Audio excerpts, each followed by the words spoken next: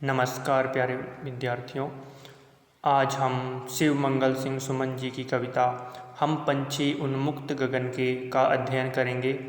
इस कविता में कवि ने बताया है कि जो आज़ादी है वो केवल मनुष्यों को ही अच्छी नहीं लगती, बल्कि संसार के जितने भी प्राणी हैं वो सब भी आज़ादी चाहते हैं, वो सब भी स्वच्छंद होना चाहते हैं, वो सब भी मुक्त होना चाहते हैं। तो इस कविता में उन्होंने पक्षियों के माध्यम से आज़ादी का महत्व बताने की कोशिश की है। तो आइए कविता पढ़ते हैं। हम पंछी उन्मुक्त गगन के पिंजर बंध ना गा पाएंगे, कनक तीलियों से टकराकर पुलकित पंख टूट जाएंगे। पिंजरे में बंद पंछी अपने मन की भावनाओं को अभिव्यक्त कर रहे हैं और करते हुए कहते हैं कि हम पंछी उन्मुक्त गगन के, हम पंछी, हम पक्षी उन्मुक्त गगन के, हम खुले आकाश में उड़ना पसंद करते हैं, हमें खुले आकाश में उड़ना अच्छा लगता है। पिंजर बंद ना गा पाएंगे, पिंजरे में बंद रह करके हम अपनी मन की भावनाओं को अभिव्यक्त नहीं कर पाएंगे। कनक तीलियों से टकराकर पुलकित पंख टूट जाएंगे। सोने के, चाहे आप हमें सोने से बने हुए पिंजरे में रख दो तो भी वो हमारे लिए अच्छा नहीं है। क्यों अच्छा नहीं है? क्योंकि उस सोने से बने हुए पिंजरों में हमारे जो पुलकित पंख हैं, हमारे जो प्रसन्न चित्त रहने वाले पंख हैं, वो उन सोने के पिंजरे, उनकी सलाखों से टकरा करके वो पंख जो हैं क्या हो जाएंगे? टूट जाएंगे। हम बहता जल पीने वाले मर जाएंगे भूखे प्यासे। हम पक्षी जो हैं, हमें क्या पसंद है? हमें तो बहता हुआ जल पीना पसंद है। मर जाएंगे भूखे प्यासे, हमें जो है पिंजरे में बंद रख करके खाना खाना पसंद नहीं है। कहीं भली है कटुक निबोरी, कनक कटोरी की मैदा से। यदि आप हमें सोने की कटोरी में स्वादिष्ट से स्वादिष्ट व्यंजन भी परोस कर रख दो तो वो भी हमें अच्छा नहीं लगेगा, बल्कि उसके बदले में हम क्या खाना पसंद करेंगे? जो नीम की जो कड़वी निबोरी होती है, नीम का जो कड़वा फल होता है, वो खाना हमें ज़्यादा अच्छा लगता है, क्योंकि उसमें जो है हमें आज़ादी की भावना महसूस होती है, आज़ादी का उसमें हमें एहसास होता है। स्वर्ण श्रृंखला के बंधन में अपनी गति उड़ान सब भूले।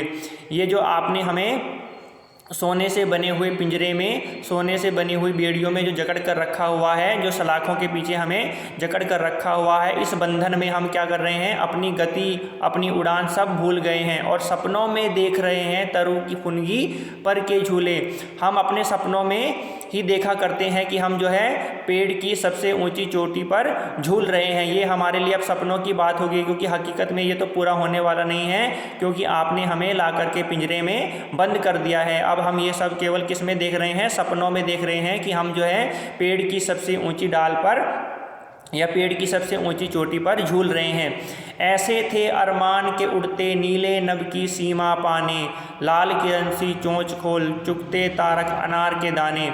हमने अपने मन में ऐसे अरमान पाल रखे थे कि हम जो है नीले आकाश के अंतिम छोर तक उड़ करके हम जो है नीले आकाश के अंतिम छोर तक जाना चाहते थे, और लाल किरण सी चोंच खोल, अपनी जो है लाल किरणों के समान चोंच को खोलकर हम क्या करना चाहते थे? चुगते तारक अनार के दाने, हम जो है तारों रूपी जो है अनार के दानों को हम जो है चुगना चाहते थे। कहने का मतलब है कि हम जो है उस तारामंडल तक पहुंचना चाहते थे जहां पर जो है तारे दिखाई देते हैं। हम जो है उस स्थान तक जाना चाहते थे। हमने अपने मन में ऐसे अरमान पाल रखे थे कि हम जो है उड़ते उड़ते जो है दूर गगन तक जाना चाहते थे, जहाँ तक हमारी पहुँच वहाँ वहाँ तक जाना चाहते थे। हम कहने का मतलब हम तारामंडल तक हम जाना चाहते थे, यानी हम बहुत दूर तक हम जाना चाहते थे। होती सीमाहीन क्षितिज से इन पंखों की होड़ा होड़ी, या तो क्षितिज मिलन बन जाता या तनती सांसों की डोरी। और आकाश में उड़ते उड़ते हम कहाँ तक पहुँच जाना चाहते थे? सीमाहीन क्षितिज से, होती सीमाहीन क्षितिज से इन पंखों की होड़ा होड़ी। यहाँ पर जरा ध्यान दीजिए, एक शब्द आया है क्षितिज।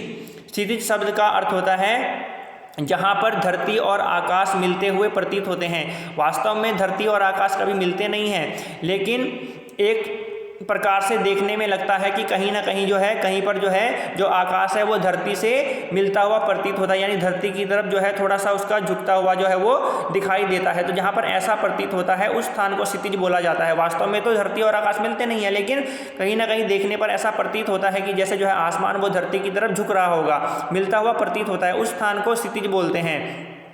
तो पक्षी कह रहे हैं कि होती सीमाहीन क्षितिज से इन पंखों की होड़ा होड़ी। वो जो सीमाहीन क्षितिज है जो हम सीमा से रहित जो क्षितिज है हम वहाँ तक जाना चाहते थे और हमारे पंखों की वहाँ होड़ा होड़ी होती, आपस में हमारी क्या होती, प्रतिस्पर्धा होती कि हम जो है अपने पंखों के द्वारा जो है दूर क्षितिज तक जाना चाहते थे। तो उससे क्या होता, क्षितिज तक जाने से क्या होता, या तो क्षितिज मिलन बन जाता या तो हम जो है क्षितिज तक पहुंचने में सफल हो जाते, यानी कहने का मतलब हम दूर तक जाने में हम जो है सफल हो जाते, या तनती सांसों की डोरी, या जो है हमारे प्राण ही चले जाते, या तो हम क्षितिज तक पहुंचने में सफल हो जाते या हमारे प्राण ही चले जाते, हम अपने प्राण ही त्याग देते। नीड न दो चाहे टहनी का, आश्रय छिन्न भिन्न कर डालो, लेकिन पंख दिए हैं तो आकुल उड़ान में विघ्न ना डालो। कवि जो है फिर से अपनी मन की भावनाओं को पक्षियों के द्वारा अभिव्यक्त करना चाहता है कि जो पक्षी क्या कहना चाह रहे हैं कि नीड ना दो, चाहे आप हमें नीड ना दो, नीड शब्द का अर्थ होता है घोंसला, चाहे हमें आप पेड़ पर जो है घोंसला बनाने ना दो, चाहे आप हमें टहनी का आश्रय ना दो, उसको भी छिन्न भिन्न कर डालो, लेकिन पंख दिए हैं, यदि ईश्वर ने हमें उड़ने के लिए पंख दिए हैं तो आप जो है हमारी आकुल उड़ान में, बेचैनी से भरी हुई जो उड़ान है उसमें विघ्न मत डालो। कहने का मतलब है कि हमें जो है स्वच्छंद रूप से आकाश में उड़ने दो, आकाश में विचरण करने दो। तो ये जो आपकी है पाठ्यक्रम में पहली कविता थी, इसका मैंने आज जो है भावार्थ किया। आज के लिए इतना ही, आगे जो है नए पाठ के साथ मिलेंगे। धन्यवाद।